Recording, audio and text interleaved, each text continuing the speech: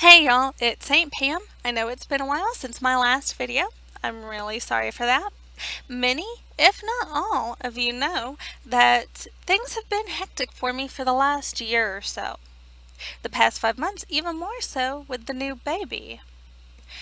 I had a beautiful baby boy who was born on Thanksgiving Day. He decided he just couldn't wait any longer. I ended up having to go in right as the turkey came out of the oven. So that's kind of a really good metaphor for it. Um, Things are starting to calm down though, so I should be able to start making videos again. I'll probably just start posting them every other week and go from there. I will say that I have several videos already planned out, so if I can, I'll post them weekly. But we really just have to see what my time is going to look like. Now, there are quite a few new things from CU for me to cover. I'll start on that in my next video. For this one, I'm going to talk about something that many role players face. That is the desire to enjoy a pen and paper game, but lacking enough people or time to play them properly. And this is something that my husband and I face. Once in a while, we will be able to play a game like the Mouse Guard game properly, but because most of our friends tend to be military as we live near a military base, they end up moving away and we can't keep the games going. So that's a lot of the problem we have. That and having kids makes it difficult to find a more steady group as well. There are programs that do give you the option to get together with other role players online. Now, one of these programs is Roll20, as I'm sure many of you are aware of. This is a great option if all you lack are the players, but not if you also lack the time. I, unfortunately, cannot commit to regular sessions. So, what is it that I do to scratch that RP itch? Well, I have a few ideas on that. Two of the most obvious options are online. There is always the option to RP in MMOs. You all know that I'm a huge fan of that. I love how freeform it is, and there are sometimes large faction or server-wide events, or maybe even your guild is just having a little event. So it can be a lot of fun, and you get to meet a lot of new people.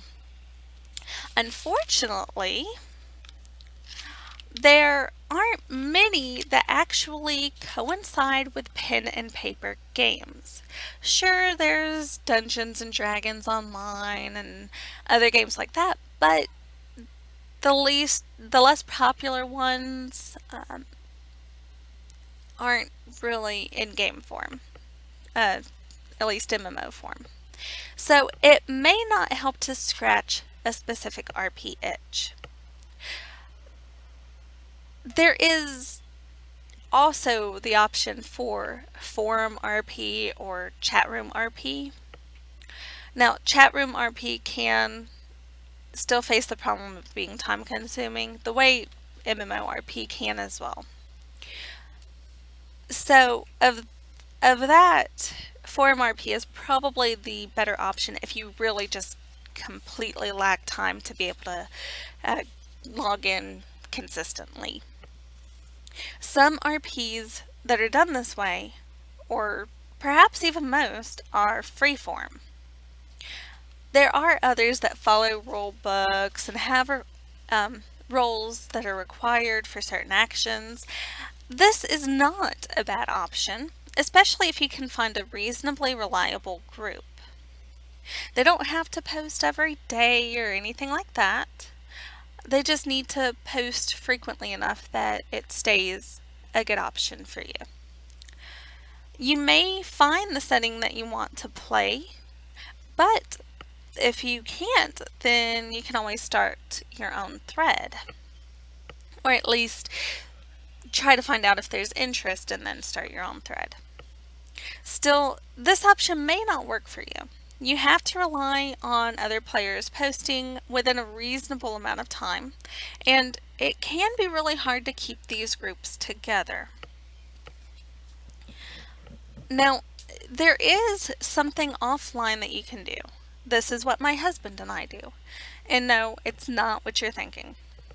What we call it is walking RP. What this means is that we find a setting we like, learn the lore, create characters, and role play them while we go on walks. It is one-on-one, but eventually we will try to include the boys and play the games properly because we'll have enough players to do so. For now, though, it is a good option.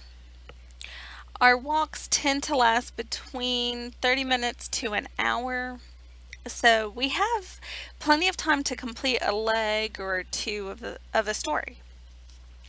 We also tend to go for more than one walk in a day. Of course, as it gets hotter, that may not be as true because, you know, it's hard to get up the motivation to go and walk in 100-degree weather for more than one walk. But we still may.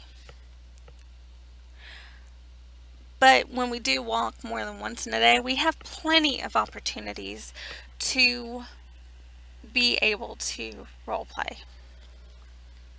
Now, I'll admit, my husband is usually the one running these. He tends to know the lore of the games we're playing better, but that will be changing soon. I may fill you in on what I do in a later video, but I have some plans.